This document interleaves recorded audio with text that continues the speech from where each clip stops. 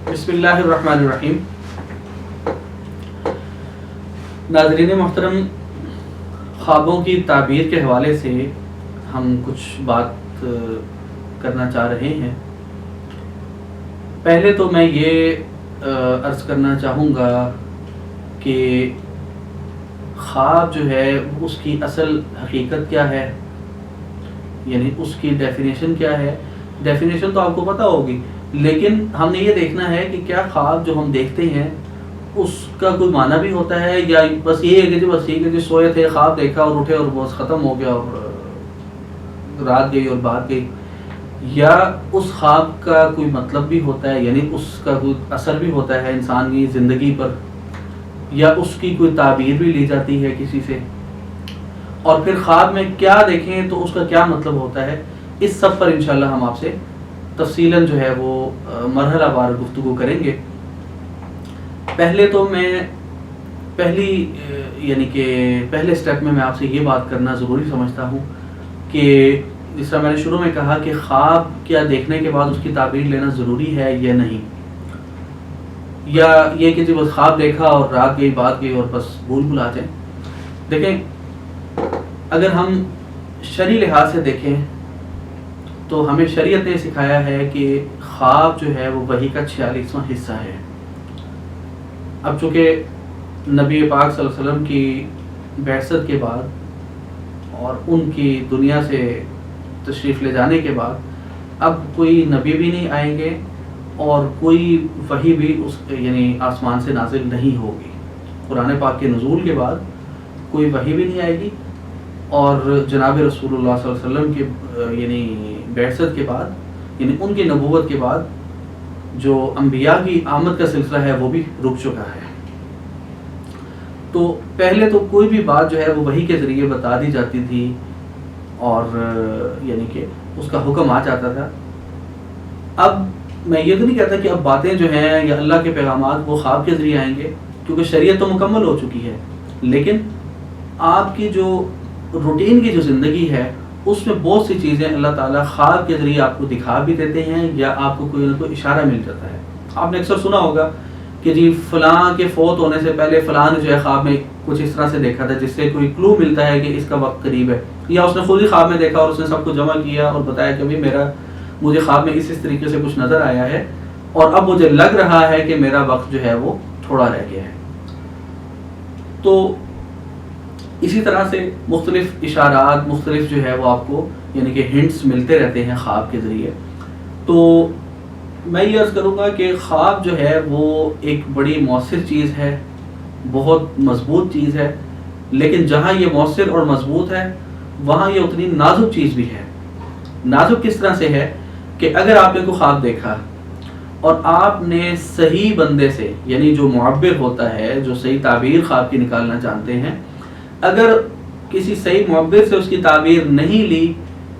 تو وہ خواب آپ کا ضائع ہو جائے گا.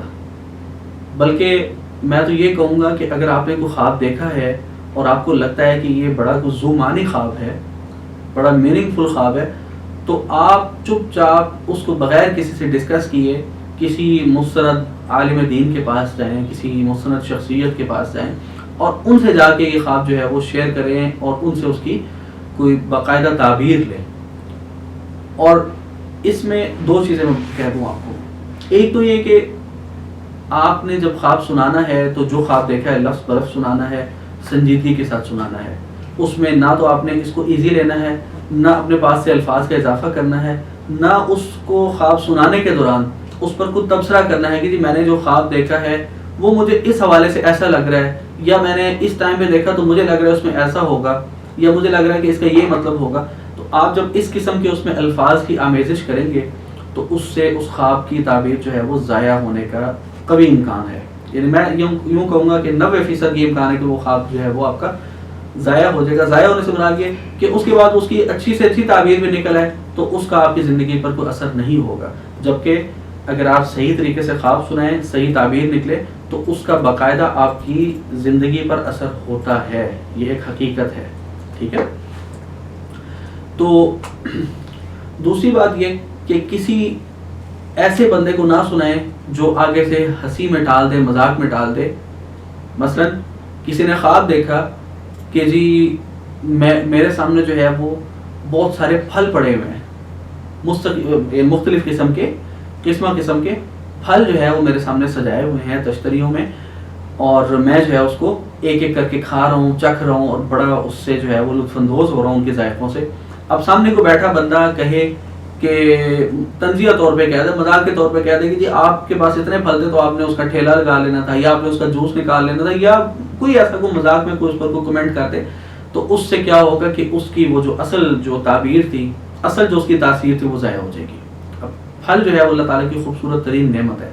رزق کے حوالے سے، اس کے کئی معنی نکلتے ہیں۔ اور خواب میں یہ بھی عرض کر دوں کہ خواب میں بندے کی، یعنی جس نے خواب دیکھا ہے، اس کے موجودہ حالات، اس کی عمر، اس کا جو